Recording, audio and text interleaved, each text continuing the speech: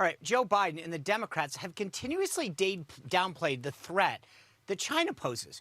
But a new piece today on Axios shows the extent the Chinese government will go to get information on our secrets. Now, the piece is titled, Chinese Communist Party Think Tank Staffer Offered to Pay for Sources.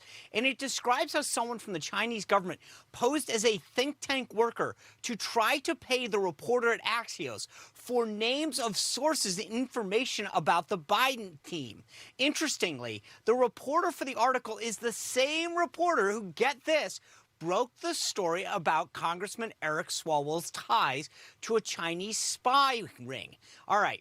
Our next guest knows how serious this threat from China is. Joining us now is the former acting director of national intelligence and former U.S. ambassador to Germany, Rick Grenell. Ambassador, welcome back.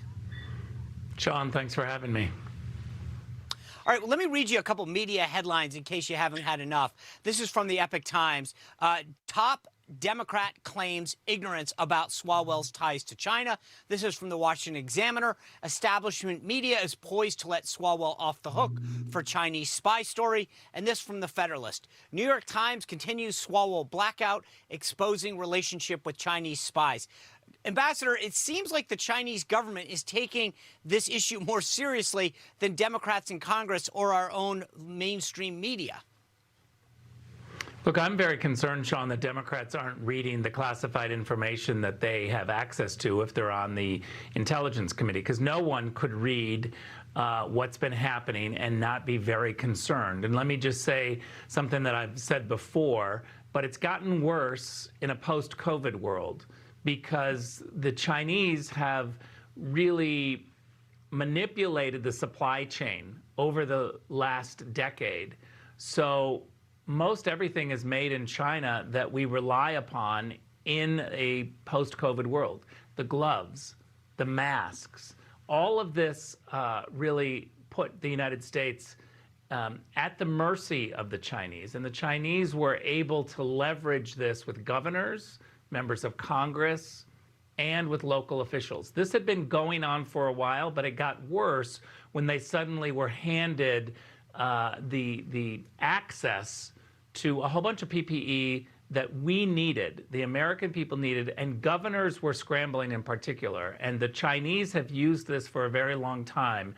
I think that we've got to get to the bottom of what's going on in the San Francisco consulate, the Chinese consulate in San Francisco. Because you look at the Eric Swalwell story, you look at the Dianne Feinstein story, Nancy Pelosi going in and giving the Beijing line in Chinatown. What do all three of these individuals have in common who have been pushing the Beijing line? They're all from San Francisco. I think that what we take from this is that Democrats in California, in San Francisco in particular, have been hoodwinked by Chinese spies and by those in the consulate who are trying to leverage the relationship. So we've got to get to the bottom of this, and I've been calling on both intel committees in the House and the Senate to get a classified briefing to catch up on exactly what the Chinese are doing. Again, this is not just Eric Swalwell. This is many members of Congress, governors, local officials. It's a scandal. It's a crisis. And what has the response been to your request for this intel briefing? Because I know that Congressman Swalwell is still on the Intelligence Committee, so he would have access to that if that happened as well. Ambassador, I don't know if you can hear me. I'm not hearing anything. Oh, hey, Ambassador, you got me? I think we might have a problem. You got me? I know we're trying to have a little problem with... Oh, good. I think what Lindsay was trying to ask you, and I think we might have a little tech problem, was how concerning is it that Representative Swalwell is still on the Intelligence Committee, and does it pose any kind of danger that he's getting access to that kind of information? I think it's a big danger. I think that having access to the top intelligence when you're on the Intelligence Committee and continuing to push the Beijing line. Remember, Swalwell was really telling us to look over there, look at the Russians. Everything was Russian disinformation. We had 50 former U.S. intelligence officials sign a letter right before the election and told us that all of the Hunter Biden laptop information was Russian disinformation. Now, where are the D.C. reporters that are going after this? Why would 50 former U.S. intelligence officials completely take the Beijing line, blame it on the Russians, when we know that Hunter Biden was being paid by many members, many companies in China? His ties to China are coming out now. We see all of these emails. And yet we had 50 former U.S. intelligence officials who ran to the press and said, this is Russian disinformation. They said this before the election. I want to know why those 50 former U.S.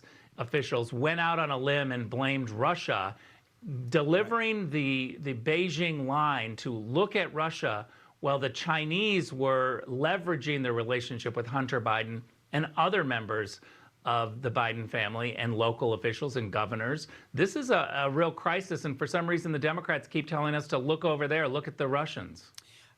Ambassador, real quick, we don't have a lot of time left. Are you concerned tomorrow's Bill Barr's last day on the job as Attorney General, and if there is not a special counsel, I mean, this Hunter Biden thing is going to go away? Does that concern you?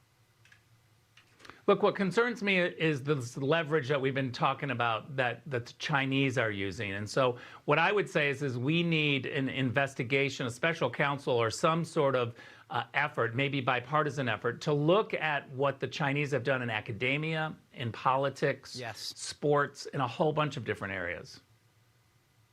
I agree.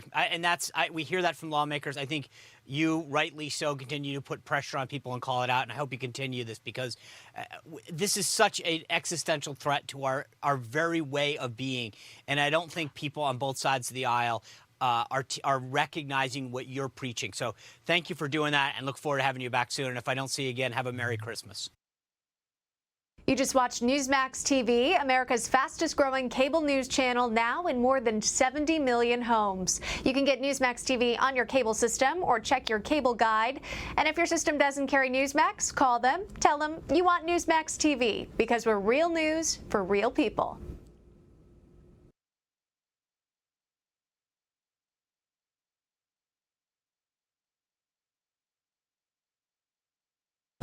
Here's the election choice on defense and foreign policy. When Trump was elected, the sneering experts said he'd be a dangerous disaster, that he'd blow up the world. Having some understanding of the levers that a president can exercise, I worry about, frankly, the access to nuclear codes. Instead, Trump brought peace and prosperity, with foreign policy accomplishments greater than any president since at least the Second World War. Let's start where he started, that very first meeting in the Oval Office with outgoing President Obama. Obama told President-elect Trump that the #1 challenge he'd face would be North Korea. The Obama administration was genuinely worried about nuclear war. For decades, US presidents had tried and failed with North Korea. President Trump decided to do it his way. North Korea best not make any more threats to the United States. They will be met with fire and fury like the world has never seen. And Trump backed up the tough talk with tough action, his maximum pressure policy. The experts said it put us on the brink of war. They couldn't have been more wrong. It was Trump who brought us back from the brink to peace negotiations. In those 2 historic summits, and that unprecedented meeting in the demilitarized zone, the president established a strong relationship and defused the crisis that he inherited. Right across the board, Trump did foreign policy his way. He ripped up the failed and predictable diplomatic rulebook. The foreign policy establishment was aghast. They said he was crazy to choose Saudi Arabia for his first foreign visit. But that laid the foundations for the historic Middle East peace deals Trump achieved. First between Israel and the UAE, then Bahrain, just on Friday, Sudan. And now, Saudi Arabia itself, moving towards peace with Israel. All this will reshape the Middle East for generations. Trump's strategy focused on economics, and it worked. Now we have the Arab world uniting with Israel against the common enemy, Iran. There too, President Trump led decisively, terminating Obama-Biden's disastrous deal which would allow Iran to develop a nuclear weapon and gave them cash and trade access that funded terrorism. Now the Iranian economy is on its knees, and their campaign of terror was dealt a decisive blow with the strike on Qasem Soleimani, another Trump foreign policy triumph that the critics said would lead to war. Well, it didn't happen. Just like it didn't happen after he moved the embassy, or when he struck back at Syria's dictator Assad for using chemical weapons. Remember Obama's red line? Pathetic weakness that led to more death. Turns out that tough action stops war and prevents death. It's called peace through strength. And we are massively stronger now after President Trump rebuilt our military for the 21st century, including, of course, the creation of the Space Force to ensure American dominance there.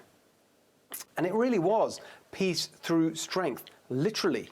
Trump is the first president since the 1970s not to start a foreign conflict. He campaigned against endless wars, and he meant it. The president faced down the military-industrial complex and the defense bureaucracy to lead us out of the Middle East quagmire that cost trillions of dollars and millions of lives. And he made that possible by destroying the ISIS caliphate, killing their bloodthirsty leader, their austere religious scholar, as the Washington Post put it, Abu Bakr al-Baghdadi.